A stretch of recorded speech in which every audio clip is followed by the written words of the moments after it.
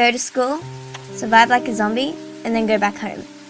Complete work and avoid the many questions thrown at me, then go to sleep. Sleep is the thing that I live for. It's not my family or friends. How can it be when my father left before I can remember and the only friend I have is antisocial? When I'm awake, I'm aware of everything that goes on around me. I was 12 when it started. The discrimination was too much. The bullying and pushing in the halls, and the fact that I was practically poisoned, that was it. That was my last straw. My best friend and mom had no idea what was wrong with me, and to be honest, I didn't either. My grades started to fall, social status fell too, and I was left with my mom and best friend. After a year, it didn't go away. It liked to stay and hang around and mess with my head. I actually thought that it was my head that was the problem. I started to question life and what it had in store for me. At school, I had on a mask and a suit, ones that ensured that people wouldn't see who I really was. At home, I began to lock myself in my room and just think. Years passed by while I questioned my life. Then all of a sudden, I was seeing some guy in a lab suit who seemed to know everything.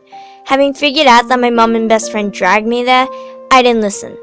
I insisted that I was fine, the fine that defined my life. Falling, insecure, not good enough, empty. The guy said I had something called depression and had placed me on meds. Those meds never worked. After a while, I decided to self-medicate. I was around 15 at this time. My medication wasn't anything like alcohol or drugs or whatever. It was drawing. I felt that when I picked up a pencil, I could convey messages that my words couldn't. I started showing my best friend, my mom, and the guy in the lab suit my drawings, and they finally understood me. From then on, I drew all these little skits and misses to convey messages and to force it down. And then one day, I woke up feeling like I hadn't in ages. I felt happy. Happy is a good feeling to feel. I didn't have to flip my mouth to put on a show. I didn't feel like my life was worthless and it was consuming me inside out. I felt like it was never there and my drawings seemed like someone else's. Now, I wake up, go to school, come home, and do homework. Then I sleep. Sleep isn't what I live for anymore. Sleep reminds me of those days and now it shouldn't be like that again. Sleep says to me, it's not about forcing happiness. It's about not letting sadness win.